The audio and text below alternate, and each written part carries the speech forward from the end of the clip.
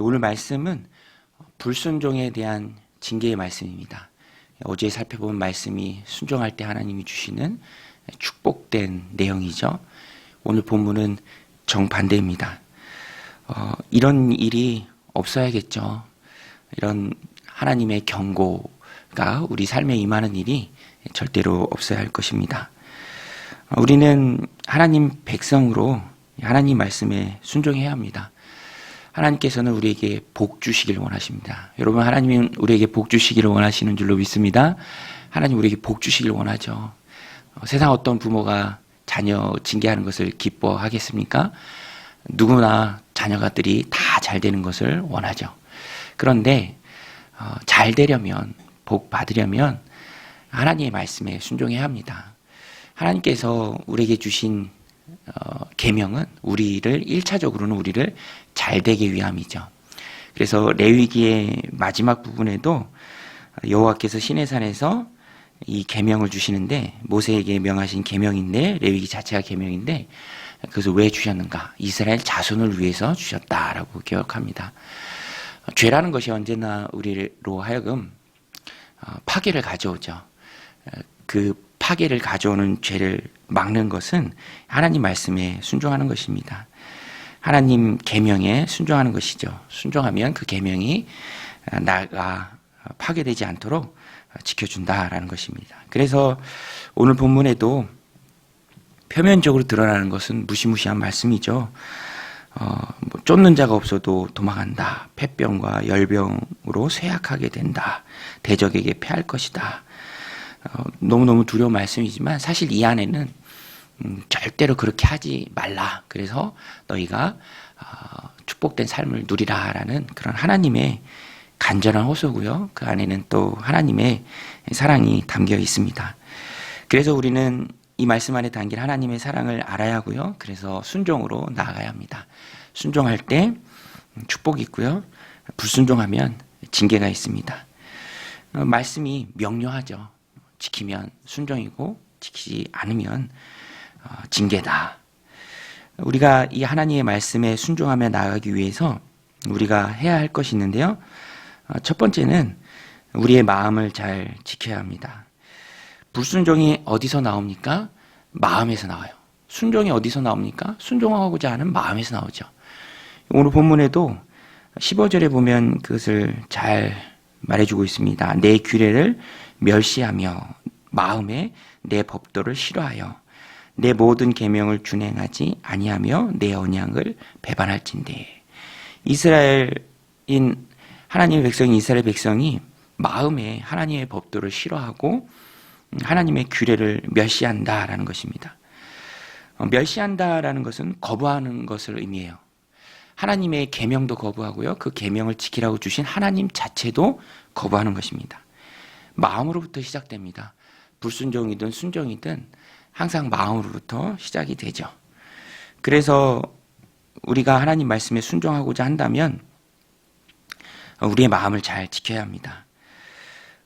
잠언 4장 23절 말씀처럼 무릇 지킬 만한 다른 것보다 내 마음을 더 지켜라.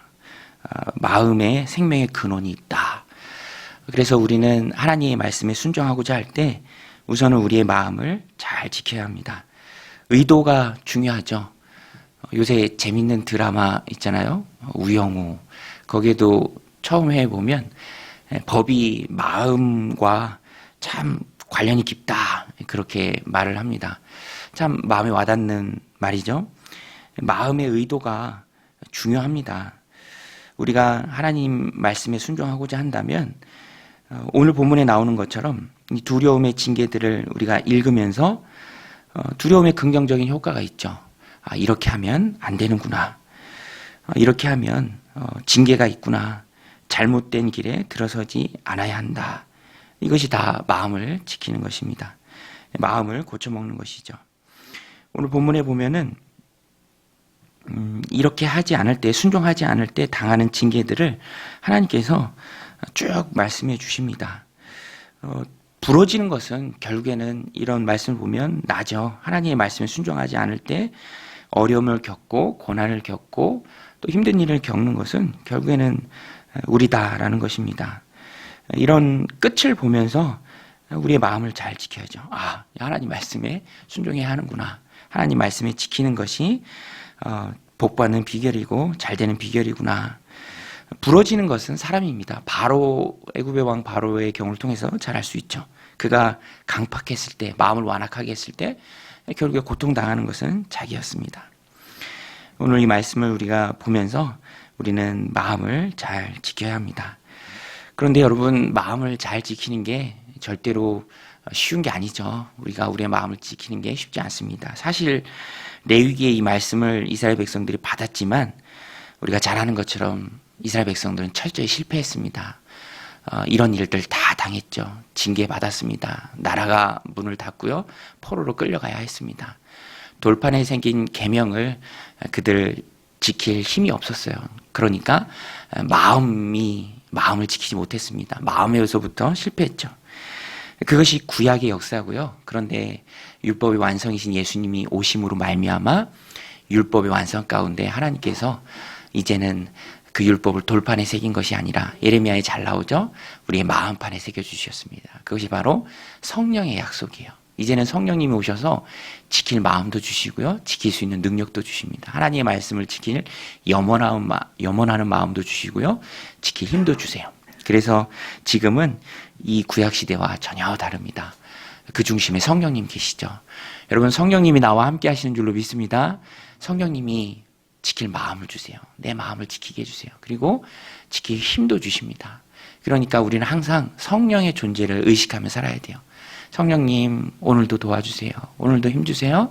내가 하나님 앞에 내 마음을 잘 지켜서 하나님 계명에 순종할 수 있는 능력을 허락해 주세요. 우리는 기도해야 합니다. 그래서 마음을 지키는 그 중심에 기도와 간구가 있습니다. 빌립보서 4장 6절 7절 말씀이죠. 아무것도 염려하지 말고 오직 모든 일에 기도와 간구로 너희 구할 것을 감사함으로 하나님께 아뢰라. 그리하면 모든 지각에 뛰어나신 하나님의 평강이 그리스도 예수 안에서 너희 마음과 생각을 지키시리라. 성령 하나님께서 우리의 마음과 생각을 지켜주십니다. 우리는 염려하지 말고 고민하지 말고 다만 기도와 간구를 하나님께 아뢰면 됩니다. 기도 시간이 중요하죠. 간구하고 아뢰는 시간입니다. 나는 능력이 없습니다. 나는 연약합니다. 부족합니다. 그러니 성령 하나님 나와 함께 하시고 내 삶을 지켜주옵소서. 내가 내 삶을 사는 것이 아니라 예수 그리스도께서 내 삶을 살아주옵소서. 성령님 지켜주옵소서. 그럴 때 우리가 우리의 마음을 지키고요, 하나님의 계명을 지키면서 살아갈 수 있습니다. 그러면 오늘 본문에 나온 이 징계와는 아무 상관없는 삶을, 오히려 하나님 복 주시는 삶을 우리가 살아갈 수 있다라는 것입니다. 또 우리가 하나님 말씀에 순종할 때 멈춰서는 것이 중요합니다. 멈춰서는 것. 죄성이 우리 안에 있어요. 성령님이 우리를 다스리고 지켜주시지만 우리가 완전해진 것은 아니죠. 영화롭게 된 것은 아닙니다. 이 땅을 살아가는 동안에 세상의 영향도 받고요, 이 육신의 소욕을 따라가고자 하는 마음이 우리 안에 있습니다. 외부에 손바닥이 있을 때 거기에 마주치는 내 안에 손바닥이 있습니다. 그래서 죄의 영향을 늘 받아요. 하이델베르그 문답처럼 우리가 언제 죄를 안 지을 수 있는가? 죽음만이 우리가 죄를 안 지을 수 있게 합니다. 그래서 항상 치열한 싸움이 늘 안에 있습니다. 내적인 싸움이 있어요. 내 안에 두 마음이 있습니다.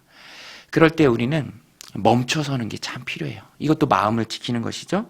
오늘 본문에 보면은, 그래서 내가 너희를 징계하는데 너희가 이렇게 내가 할지라도 너희가 멈춰서지 않으면, 그런 경고의 말씀이 여러 번 나옵니다. 18절에도 보면 또 만일 너희가 그렇게까지 되어도, 이 앞부분이죠. 쫓는 자가 없어도 도망하는 그런 지경에 이를지라도, 또 너희가 만일 그렇게까지 되어도 내게 청종하지 아니하면 너희 죄로 말미암아 내가 너희를 7배나 더 징벌하리라. 성경에서 7배는 의미적으로 완전한 숫자를 뜻합니다. 그러니까 이렇게 된 지경에 이를지라도 너희가 마음을 지키지 않고 내 말에 청종하지 않으면, 나를 지속적으로 거부하면 내가 멈추지 않고 7배나 더 너희를 징계하리라.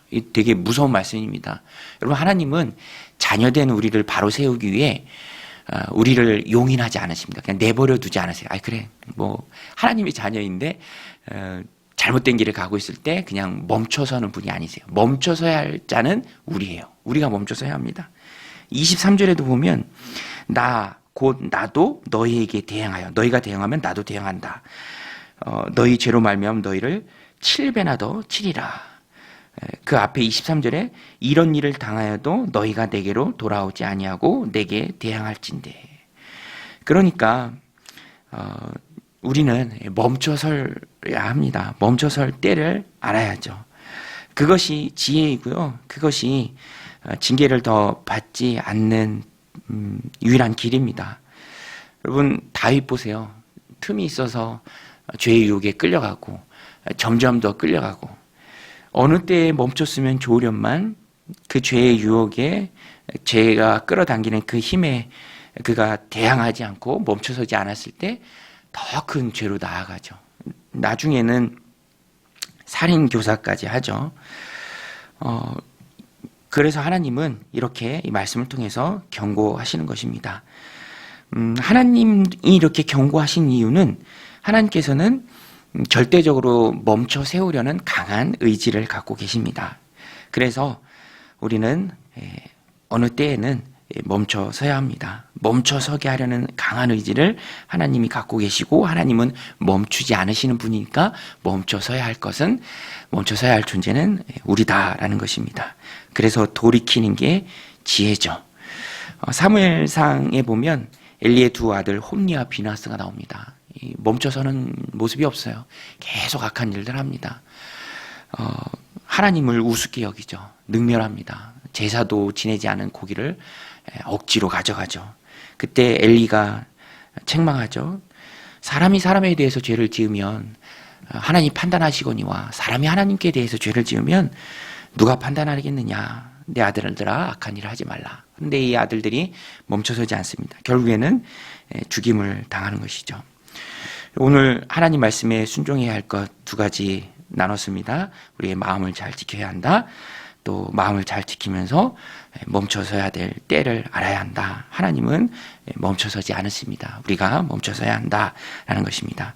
오늘 이 말씀을 마음에 깊이 새기고 불순종에 대한 징계가 아니라 순종에 대한 축복의 삶을 살아가는 믿음의 백성들이 다 되시기를, 오늘 하루 되시기를, 사랑하는 우리 자녀들이 되기를 시간 기도할 때 하나님이 우리에게 성령의 능력을 허락해 주실 줄로 믿습니다. 말씀 붙들고 함께 기도하며 나아가겠습니다.